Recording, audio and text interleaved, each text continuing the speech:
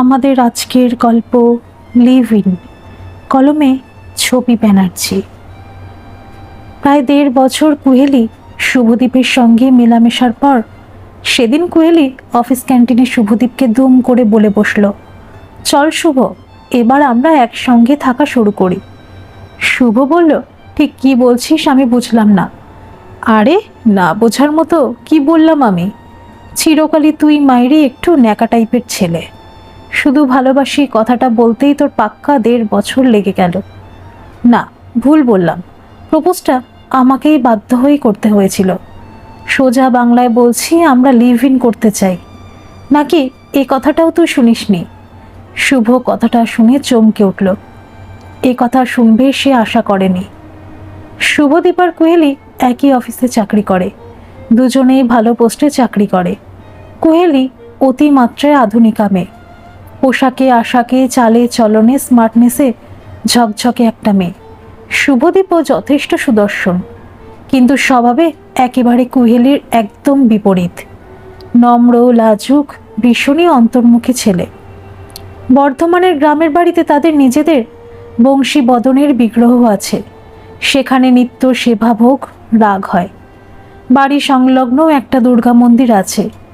বছরে একবার ধুমধাম করে দুর্গাপুজো হয়। বাবা স্কুল টিচার ছিলেন, কিছুদিন হলেও অবসর নিয়েছেন। বাড়িতে জেঠু, জেঠিমা, ঠাকুমা এখনও জীবিত। জেঠুর একমাত্র মেয়ে দিল্লিতে থাকে। দুর্গাপুজোর সময় ওরা বাড়ি আসে। সে সময় অন্যান্য আত্মীয় স্বজনেরাও আসে। বিশাল বাড়িটা তখন লোকজনে গমগম করে।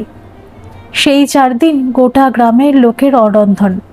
তারা সবাই মুখুজ্জে বাড়িতেই প্রসাদ খায়।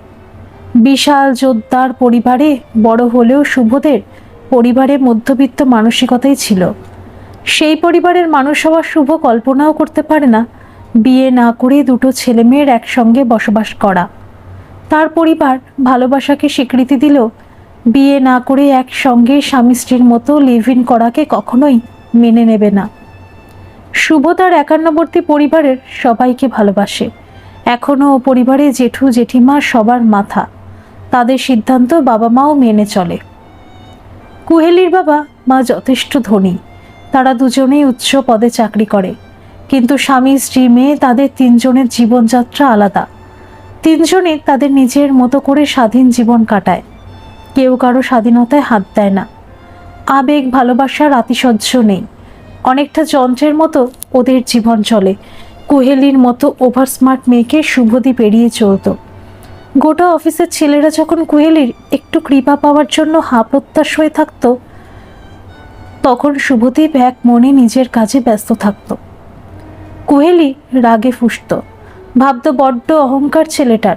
একদিন সোজা শুভদীপের টেবিলে গিয়ে বলল, হাই, তুমি শুভদীপ মুখার্জি তো? আমি কুহেলি সেন। বলেই হাতটা বাড়িয়ে দিল।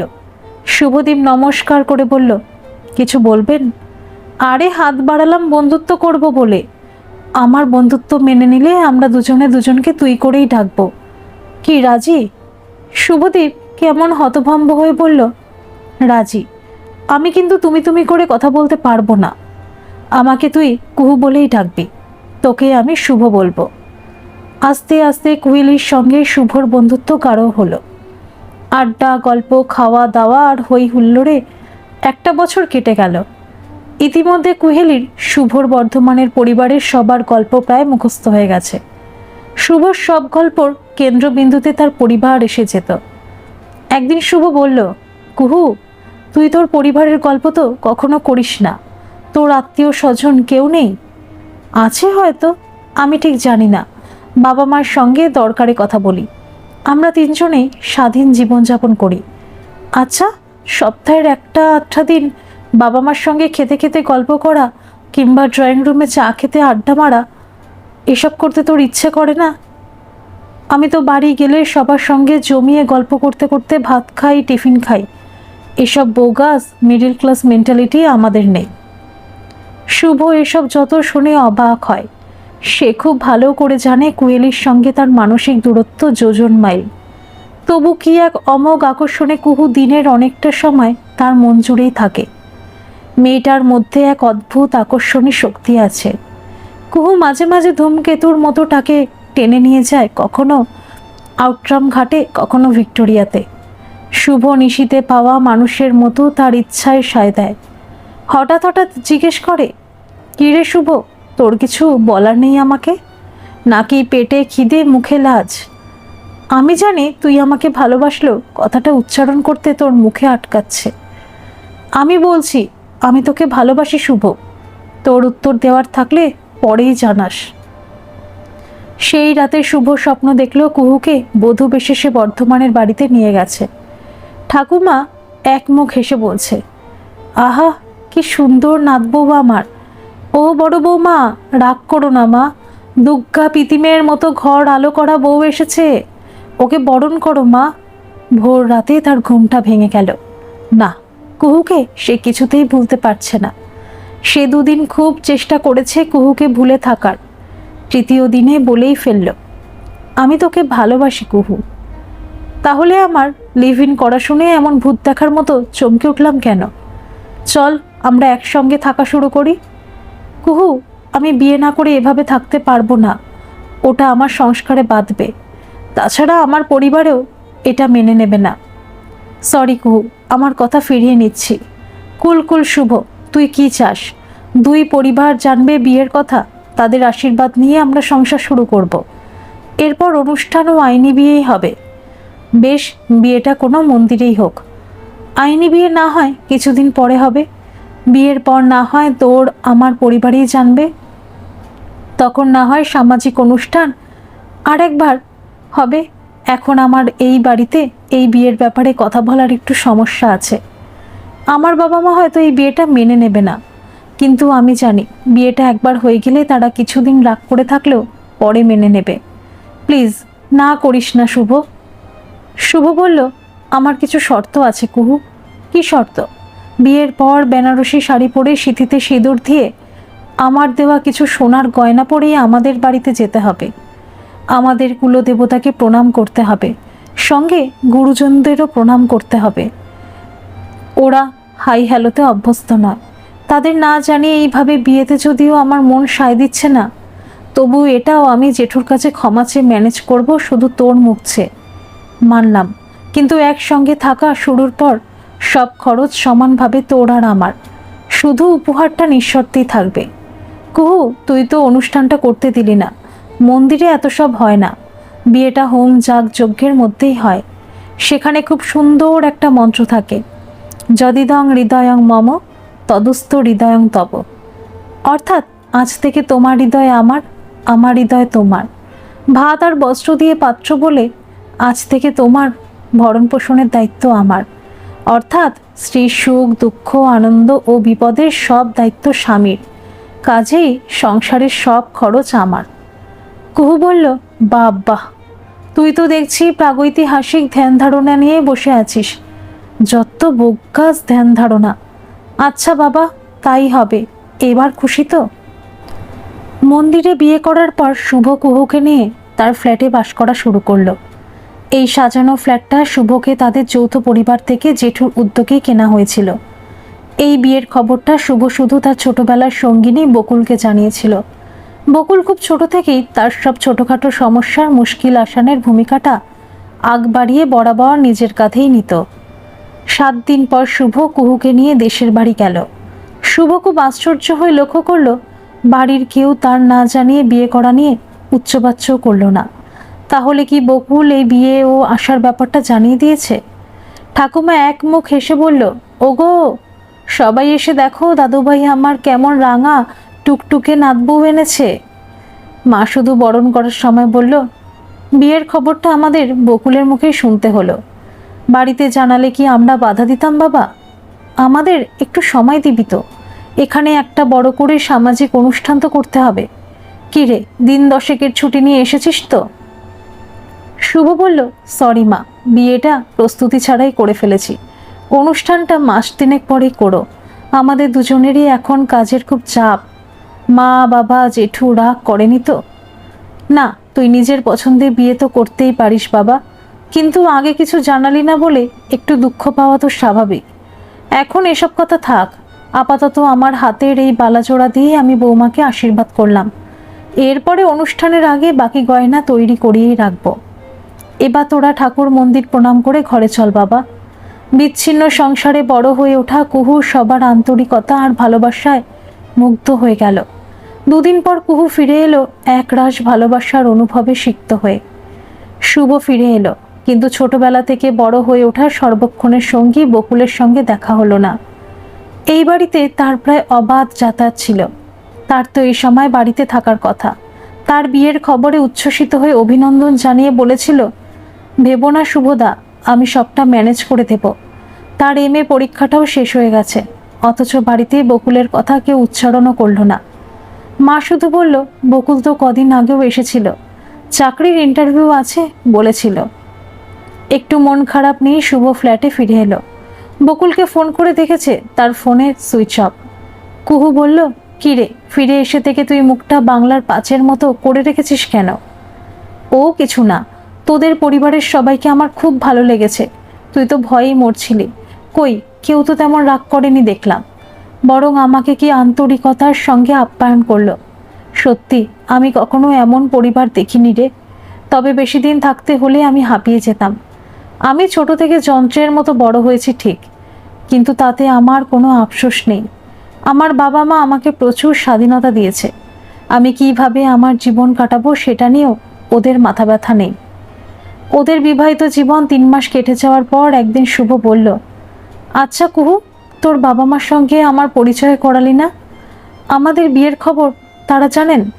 কুহু বলল, আমরা যেদিন রেজিস্ট্রি করব সেদিন বাবা মার সঙ্গে তোর পরিচয় করাবো। তাহলে রেজিস্ট্রিটা করতে অসুবিধা কোথায়? আমাদের বাড়িতেও তো একটা অনুষ্ঠানের ব্যাপার আছে। এত তাড়া কিসের বস? এই তো বিন্দাস আছি, আরও কিছুদিন যাক না। দেখতে দেখতে 6 মাস কেটে গেল। কুহু যথারীতি বন্ধু আড্ডা নিয়ে মশগুল আছে। শুভ আশা করেছিল বিয়ে করে সংসারটা আর 5টা সংসারের মতোই হবে। অন্তত সপ্তাহে 1-2 দিন ও রান্নাঘর থেকে ছ্যাঁকছোক শব্দ ভেজে আসবে, রান্নার সুগন্ধে মন ভরে যাবে। শুভ এমনই এক সুখী গার্হস্থ্য জীবনের ছবি মনে মনে এঁকে রেখেছিল। ফ্ল্যাটে আগেও রান্নার পাট ছিল না, এখনও নেই। আজকাল কুহু অফিসেও তাকে ক্যান্টিনে খেতে যাওয়ার সময় ডাকতে ভুলে যায়। একদিন মরিয়া হয়ে শুভ বলল, কুহু, এবার অন্তত রেজিস্ট্রিটা কর। বাড়ি থেকে জেঠু বাবা অনুষ্ঠান করার জন্য বারবার তাগাদা দিচ্ছে। ওরা জানে আমরা রেজিস্ট্রি ম্যারেজ করেছি। কুহু বলল, শুভ, কয়েকদিন ধরে তোকে একটা কথা বলবো বলেই ভাবছিলাম। তুই রেজিস্ট্রি আর অনুষ্ঠানের তাড়া না দিলে হয়তো আর কিছুদিন এখানে থাকতাম। কিছুদিন থাকতাম মানে কি বলতে চাইছিস তুই? শুভ, পরশু রবিবার আমি চলে যাব। কোথায় যাবি? সরি শুভ, তোকে আমার জাস্ট বোরিং লাগছে। আমি পার্টনার ঠিক করে ফেলেছি। শুধু সিদ্ধান্ত নিতে পারছিলাম না। তুই মানুষ হিসাবে ও বন্ধু হিসাবে খুব ভালো, কিন্তু পার্টনার হিসাবে ঠিক ম্যাচ করছে না। তোর বড্ড আলু ভাতে মার্কা জীবন, কোনো গতি নেই, উচ্ছ্বাস নেই। তুই আবার আমার মাঝে মাঝে স্মোক করা, ড্রিঙ্ক করাও ঘোর অপছন্দ করিস। আমি এই বাধা ধরা ছকে বাধা জীবনে বড্ড হাঁপিয়ে উঠেছি শুভ। শুভ বলল, তুই কি মজা করছিস? আমাদের মধ্যে কোনো ঝগড়াঝাটি বা মনোমালিন্য নেই। তাছাড়া আমরা বিবাহিত স্বামী স্ত্রী। বিয়েটা কি ছেলে খেলা? স্মোক করা, ড্রিঙ্ক করা স্বাস্থ্যের পক্ষে কি ভালো? আমি ছোট থেকে মেয়েদের স্মোক করা, ড্রিঙ্ক করা দেখতে সত্যি অভ্যস্ত নই। এটা হয়তো তোদের মতো আধুনিক পরিবারে চলে। সব জেনেই তুই তো আগে আমাকে প্রপোজ করেছিলি কুহু। সত্যি শুভ, তুই একটা আস্ত বুদ্ধু। এখনো তোর গা থেকে মফস্বলের গন্ধ যায়নি। মন্দিরের বিয়েটা কি বিয়ে? তোর সূচিবায় দেখে আমি মন্দিরে ওই একটা দিন জাস্ট সিঁদুরটা পড়েছিলাম। ওই বিয়ের কি আইনি স্বীকৃতি আছে? আসলে আমরা এই 6 মাস লিভ ইন করেছি।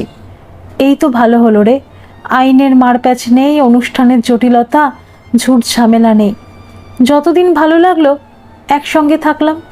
এখন থেকে আমরা স্রেফ বন্ধু হয়েই থাকবো। আমি তোর মায়ের দেওয়া বালা আর তোর দেওয়া গয়না সব রেখে যাব। শুভ বলল, আমার দেওয়া উপহার তোকে আমি নিঃশর্তে দিয়েছিলাম কুহু। তোর সঙ্গে যখন আমি আর থাকছি না তখন তোর দেওয়া দামি উপহার নেওয়াটা অনৈতিক। আমি লিভ ইন করলেও কিছু নীতি মেনে চলি। শুভ ব্যঙ্গের হাসি হেসে বলল, নীতি? তাহলে ধরে নে আমারও একটা নীতি আছে। ওগুলো আমি তোকেই 6 মাস ধরে আমার বেড শেয়ার করার পারিশ্রমিক হিসাবে দিলাম। তুই আমাকে অপমান করছিস শুভ। আমি সত্যি গ্রাম্য মানসিকতার মধ্যবিত্ত ঘরের ছেলে। আমি আজীবনকাল ঈশ্বর বিশ্বাসী, তাই মন্দিরে বিয়েটা বিশ্বাস করে তোকে স্ত্রী হিসাবে গ্রহণ করে পবিত্র মন নিয়ে সহবাস করেছি। তুই শরীরকে প্রাধান্য দিয়ে লিভ ইন করার নামে ফুর্তি করেছিলি। এক পুরুষে তোদের মতো আধুনিক মেয়েরা কখনোই তৃপ্ত হয় না। তুই যে রাস্তায় চলছিস তার পরিণতি কখনো শুভ হতে পারে না। আমি বন্ধু হিসাবে তোকে পরামর্শ দিচ্ছি, এবার আর অস্থায়ী পার্টনার নয়, আইনসম্মত বিয়ে করে প্রকৃত স্বামী স্ত্রীর জীবনযাপন কর। আচ্ছা, এবারে তোর পার্টনারটা কে? আমাদের অফিসে মাস 2 আগে জয়েন করেছে। ওর নাম সৈকত। ভীষণ জলি, হ্যান্ডসাম আর স্মার্ট ছেলে। ঝড়ের মতো দুরন্ত গতিতে গাড়ি ড্রাইভ করে। উদ্দাম লাগামহীন জীবন যাপন করতে ভালোবাসে। তোর মতো মিডল ক্লাস মধ্যবিত্ত মানসিকতার ছেলে নয়, আমার স্ট্যাটাসের সঙ্গে ম্যাচ করা ছেলে। তোর উপদেশের জন্য ধন্যবাদ শুভ। কদিন শুভর মনের ওপর ঝড় বয়ে গেল। 3 দিনের ছুটি নিয়ে সে দেশের বাড়ি গেল। সবাই ওর ঝড়ে ভাঙা বিধ্বস্ত চেহারা দেখে আশ্চর্য হয়ে গেল। মা উদ্বিগ্ন হয়ে বলল, কী রে, তোকে এমন দেখাচ্ছে কেন? শরীর ভালো আছে? বৌমা এলো না? এখনো তোদের ছুটির সময় হলো না? অনুষ্ঠান আর কবে হবে? আত্মীয় স্বজনের কাছে বৌমার পরিচয় করার জন্য ও তো একটা সামাজিক অনুষ্ঠানের দরকার আছে। এরপর তো তাদের কাছে আর মুখ দেখানো দায় হয়ে যাবে। শুভ বলল, মা আর 1 মাস সময় দাও, আমার শরীর ঠিক আছে। এতটা জার্নি করে এসেছি বলে একটু ক্লান্ত লাগছে। শুভ চেঞ্জ করে এসে জল খাবার খেয়ে বলল, মা বকুল কি এখানেই আছে? হ্যাঁ, তোরা চলে যাওয়ার 2 দিন পরেই এসেছে। আমি একবারও ও বাড়ি থেকে ঘুরে আসছি মা। বকুলদের বাড়িটা তাদের বাড়ি থেকে 2টো বাড়ির পর। দরজায় নক করতেই বকুল দরজা খুলে দিল। এক মুখ হেসে বলল, ও মা, শুভদা তুমি হঠাৎ এলে যে? তোমার বউকে আনলে না? নাকি বিয়ের অনুষ্ঠানের আগে কাকিমা আসতে দিল না? এখানে দাঁড়িয়ে বলবো না ঘরে ঢুকতে দিবি? এ মা, ছি ছি, ঘরে এসে বসো না শুভদা, আমি বরং তোমার জন্য আদা চা করে আনি। তোর মনে আছে বকুল, এত সহজে কী সব ভুলে যেতে পারি? আজ দুপুরে তুমি এখানেই খাবে শুভদা। আমি তোমার জন্য তোমার প্রিয় পদ বিউলির ডাল, আলু পোস্ত, এঁচোড় চিংড়ি আর মাছের ঝোল খাওয়াবো। আমি কাকিমাকে তাহলে এক ছুটে বলে আসি। বকুল, তুই রান্না করবি? এখন তো আমিই রান্না করি। চাকরি পাওয়ার আগে যে কটা দিন মাকে বিশ্রাম দেওয়া যায়, কতদিন যে তোর হাতের রান্না খাইনি। কি বলছো বিড়বিড় করে? না রে, কুহু আসেনি, আর কখনো আসবেও না। কি আবল তাবল বকছো বলো তো? না রে, কিছু না। আচ্ছা বকুল, তুই ফোনটা সুইচ অফ করে রেখেছিস কেন? আসলে আমি ফোনে সিমটা পাল্টেছি। এই 6 মাসে তুই আমাকে একটাও ফোন করিসনি কেন? তোর নতুন নাম্বারটাও আমাকে জানাসনি। আমি এই কটা মাস এসএসসি পরীক্ষার প্রিপারেশনের জন্য ব্যস্ত ছিলাম। তুমি বসো শুভদা, আমি মাকে ডেকে দিয়ে রান্নাটা বসিয়ে দিয়ে আসছি। তুই আমাকে এড়িয়ে যাচ্ছিস বকুল, একটু বস না বকুল, তোকে আমার অনেক কথা বলার আছে। রান্নাটা না হয় একটু দেরি করেই বসাবি, আমি অন্য একদিন এসে তোর হাতের রান্না খেয়ে যাব। বকুল বলল, তোমার কি হয়েছে বলো তো শুভদা? নতুন বউকে রেখে একলা চলে এলে কেন? তোমরা কোথাও হানিমুনে গিয়েছিলে বললে না তো? আচ্ছা বকুল, তুই আমি খুব ছোটবেলা থেকে একসঙ্গে বড় হয়েছি। তুই তো কখনো আমার কাছে কিছু চাসনি, আমি বরং তোর থেকে অনেক নিয়েছি। কত সময় জোর করেও কেড়েও নিয়েছি। তোর আমার কাছে কিছু চাইতে ইচ্ছে করে না? খুব ইচ্ছে করতো শুভদা, কিন্তু মুখ ফুটে চাইতে অনেক দেরি করে ফেলেছি। বকুল, আমি ভালো নেই রে, শুধু তোকেই বলছি। বিয়েটা আমাদের মন্দিরে হয়েছিল। কুহুকে যখন রেজিস্ট্রির কথা বললাম তখনও বলল ওটা নাকি কোনো বিয়েই নয়, ও আমার সঙ্গে লিভ ইন করেছিল। এই 6 মাস কুহু আমার জীবনে একটা দুঃস্বপ্ন ছিল। বকুল, তুই আমার এই দুঃস্বপ্নটা ভুলিয়ে দিতে পারিস না? কিভাবে শুভদা? কেন, আমাকে বিয়ে করে? না শুভদা, ক্ষমা করো, সেটা আর এখন হয় না। অলরেডি বাবা আমার বিয়ের জন্য এক জায়গায় অনেকটা এগিয়ে গেছে। Sorry Bakul, best of luck. তোর বিয়েতে আমি অবশ্যই আসব। শুভ ফিরে এসে কাজে মন দিল। কুহু অফিসে এসে তার নতুন পার্টনার সৈকতের সঙ্গে আলাপ করিয়ে দিয়ে বলল, শুভ, এবার আমরা লিভ-ইনের সব শর্ত মেনে একসঙ্গেই থাকছি। তুই বড্ড বোকা ছিলি বলে মিথ্যে মন্দিরে বিয়ের নাটকটা করতে হয়েছিল। সৈকত আপাতত রেন্টে ফ্ল্যাট ভাড়া করেই থাকছে। শুভ হাসি মুখে দুজনকে অভিনন্দন জানালো। সৈকতের সঙ্গে কিছুদিন থাকার পর কুহু ঠিক করলো আর 2 মাস একসঙ্গে থাকার পর সৈকতকেই না হয় রেজিস্ট্রি করে বিয়েটা করেই নেবে। সৈকত ভীষণ আমোদে হইচই করা ছেলে। প্রতি রবিবার ওরা লং ড্রাইভে বেরিয়ে যায়। কি স্পিডে গাড়ি চালায়! জীবনকে উপভোগ করতে জানে সৈকত। সারাদিন ওরা বাইরে কাটায়, রাস্তায় ভাড়ে চা আর যে কোনো ধাবায় দুপুরের খাবার খেয়ে নেয়। রাতে দামি রেস্টুরেন্টে খেয়ে ঘরে ফেরে। মাসের শেষে কুহু দেখলো তাদের খরচের খুঁটিনাটি হিসাব সৈকত পরিচ্ছন্নভাবে লিখে রেখেছে। কুহুর মনে একটা ঝটকা লাগলো। সৈকত ভাড়ের চায়ের হিসাবটাও লিখে রেখেছে। যাকগে, এসব তো লিভ ইন করার শর্ত হিসাবেই দুজনে ঠিক করেছিল। সৈকত প্রতিদিন লিমিট রেখে ড্রিঙ্ক করে। বেশ ভালোই কাটছিল দিনগুলো। এরই মধ্যে একদিন সৈকত আকণ্ঠ মদ খেয়ে কুহুর ইচ্ছার বিরুদ্ধে তার সঙ্গে প্রথম জোর করে সহবাস করেছে। পরদিন ভালো মানুষের মতো ক্ষমা চেয়ে বলেছে, আর কখনো এমন করব না কুহু, এবারের মতো মাপ করো। কুহু বলল, ঠিক আছে, প্রথমবার বলে আমি ক্ষমা করলাম সৈকত। আমার ইচ্ছের বিরুদ্ধে দৈহিক সম্পর্ক হবে না, এটা আমার প্রথম শর্ত ছিল। এটা ভবিষ্যতে মনে রাখলে খুশি হব। আমরা নিশ্চয়ই চিরকাল লিভ ইন করব না। আমরা দুজন দুজনকে ভালোবাসি সৈকত। ভবিষ্যতে আমরা রেজিস্ট্রি ম্যারেজ করব। সৈকত বলল, হঠাৎ বিয়ের কথা? আপাতত আমরা লিভ ইন করছি কুহু। কয়েকদিন পর সৈকতের আসল রূপ বেরিয়ে এলো। সেদিনও প্রচুর ড্রিঙ্ক করে কুহুকে জোর করে একেবারের পর 2 বার ভোগ করতে এলে কুহু জোর করে এক ধাক্কা দিয়ে সৈকতকে সরিয়ে দিল। সৈকত খ্যাপা কুকুরের মতো অশ্রাব্য মুখ খিস্তি করে বলল, শালা খানকি, তুই তো বেশ্যারও অধম। কত হাত ঘুরে এসেছিস আমি জানি না ভেবেছিস? এখানে সতীগিরি দেখাতে এসেছিস? কুহু পাশের ঘরে নিঃশব্দে দরজা বন্ধ করে শুয়ে থাকলো। পরদিন সকালে ব্যাগ গুছিয়ে কুহু বলল, আমি চলে যাচ্ছি সৈকত। মানেটা কি? ইয়ার কি নাকি? কালকের জন্য সরি বলছি কুহু। কাল রাতে আমি মদের ঘোরে তোকে বাজে কথা বলেছি। বিশ্বাস কর, আমি তোকে সত্যি ভালোবাসি। চল আজ অফিস ডুব মেরে লং ড্রাইভে যাই। তোর দেওয়া ডায়মন্ড রিংটা রেখে গেলাম। কুহু, আমাদের 6 মাস থাকার শর্ত ছিল। কুহু বলল, শর্তটা তুই ভেঙেছিস সৈকত। শুভ অফিসে এসে কদিন ধরে লক্ষ্য করছে কুহুর মুড খারাপ। আগে আগে উৎসাহে সব সময় ফুটত, এখন কেমন যেন বিষণ্ণ হয়ে থাকে। দিন কয়েক পর একদিন কুহু বলল, শুভ, তোর একটু সময় হবে? কেন কুহু? আমার একটা জরুরি দরকার আছে। এমন সময় বাড়ি থেকে বাবার ফোন। ও প্রান্ত থেকে বাবা বলছে, শুভ, তোর মার অবস্থা খুব খারাপ। সে এখন শয্যাশায়ী, মৃত্যুর সঙ্গে পাঞ্জা লড়ছে। তুই আজকেই দিন সাতেকের ছুটি নিয়ে চলে আয়। সাবধানে আসিস বাবা। বাবা, মার কি হয়েছে? ডাক্তার দেখিয়েছ? ফোনটা ততক্ষণে কেটে গেছে। শুভর উদ্বিগ্ন মুখ দেখে কুহু বলল, কি হয়েছে শুভ? কার ফোন ছিল? আমার মা খুব অসুস্থ কুহু, ফিরে এসে তোর কথা শুনবো। শুভ ব্যাগে কিছু পোশাক গুছিয়ে নিয়ে বেরিয়ে পড়ল। বাড়ি এসে দেখলো দিল্লি থেকে দিদি, জামাইবাবু, পুচকে, ভাগ্নে নিয়ে উপস্থিত। প্রচুর আত্মীয় স্বজন এসেছে। তবে কি মা নেই? জল ভরা চোখে বাবাকে বলল, বাবা, আমার মা। তোর মা ঘরে শুয়ে আছে। শুভ মার কাছে এসে বলল, মা, কি হয়েছে তোমার? খুব কঠিন অসুখ বাবা, ডাক্তারের জবাব দিয়েছে। গলাটা একটু কাঁদো কাঁদো করে বলল, বাবা, আমার একটা শেষ ইচ্ছা রাখবি? এমন করে কেন বলছো মা?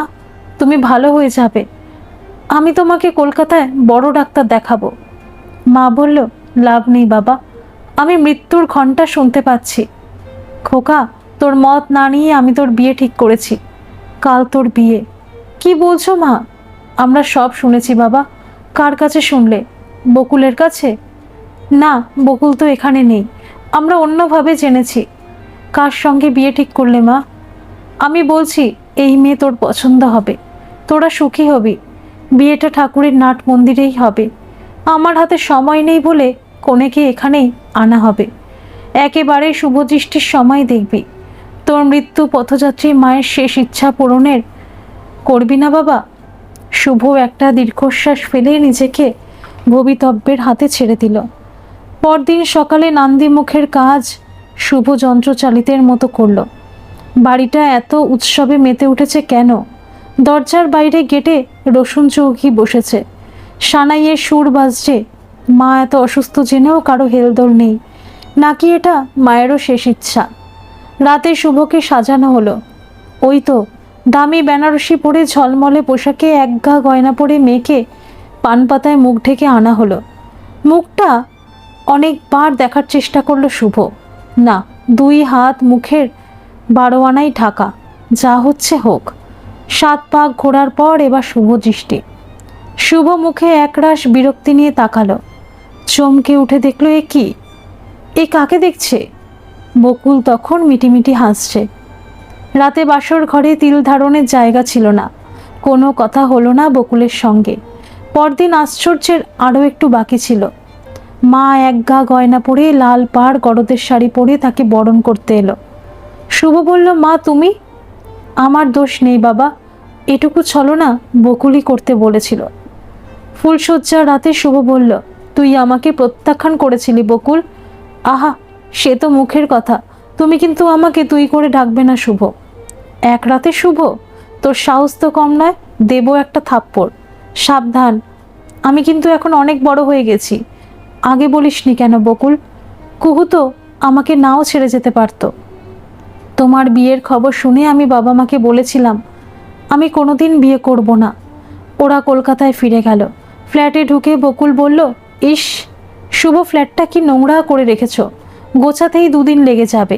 তুমি আজকে রান্নার সরঞ্জাম সব কিনে আনবে। শুভ বলবো, কথা বলবো বকুল? একটা কেন, 1000টা কথা শুনবো, কিন্তু এখন আমার প্রচুর কাজ। কুহু দেশে যাওয়ার আগে বলেছিল ওর নাকি কিছু জরুরি কথা বলার আছে। ওকে আর কয়েকজন ঘনিষ্ঠ কলিগকে পরশু রবিবার এখানে ডাকবো। রাতে একটু রান্না করে খেতে দিতে পারবি? এত অনুরোধ করার কিছু নেই শুভ, তুমি কুহুকে ডাকো। কুহু এসেই বকুলকে দেখে আশাহত হয়ে বলল, এ কে শুভ, তোর নতুন পার্টনার? বকুল এগিয়ে এসে বলল, না কুহু, আমি আইনত এবং ধর্মত শুভর ধর্মপত্নী, বলতে পারো লাইফ পার্টনার। কুহু বলল, তুমি কি শুভর অতীতটা জানো? আমি শুভকে হাতের তালুর মতো চিনি। আমরা দুজনের জন্য দুজনে অপরিহার্য ছিলাম এবং ভবিষ্যতেও থাকব। তোমাকে ধন্যবাদ কুহু। মধ্যে 6 মাসের জন্য তোমার প্রতিও মোহগ্রস্ত ছিল। তুমি নিজে থেকে চলে না গেলে এটা বুঝতে ওর আরও কিছু সময় লাগতো। আসলে ভুলটা আমারই ছিল। সময় রাশ টানলে শুভ এই ভুলটা করতো না, কিন্তু আমি নিশ্চিত ছিলাম ও একদিন আমার কাছেই ফিরে আসতো। কুহু বলল, বকুল, আমরা একই অফিসে আরও বহু বছর কাজ করব, তোমার ভয় করবে না? কুহু, আমাদের বন্ডিংটা খুব শক্ত। তুমি কেন, তোমার চেয়েও আরও রূপসী মেয়ে চেষ্টা করলেও এই বন্ডিংটা ভাঙতে পারবে না। তুমি বরং তোমার জরুরি কথা শুভকে বলো। আমি পাশের ঘরে যাচ্ছি। তার আর দরকার হবে না বকুল। আজ শুভকে তার মায়ের দেওয়া উপহার এই বালাজোড়া ফেরত দিতে এসেছিলাম। ভালোই হলো, এই বালাজোড়া ন্যায্য অধিকারিণীকেই ফেরত দিলাম। কথা দিলাম শুভর সঙ্গে জরুরি কথা ভবিষ্যতেও থাকবে না। তোমাদের বিবাহিত জীবন সুখের হোক। ধন্যবাদ সকল বন্ধুরা। এই গল্পটি যদি আপনাদের ভালো লেগে থাকে তাহলে অবশ্যই একটা লাইক করে দেবেন, আর এই চ্যানেলে নতুন হয়ে থাকলে চ্যানেলটিকে সাবস্ক্রাইব করে আমার পাশে থাকবেন, আর পাশে থাকা বেল আইকনটিকে প্রেস করে দেবেন যাতে সমস্ত গল্পের নোটিফিকেশানগুলি সবার প্রথমে আপনাদের কাছে পৌঁছে যায়।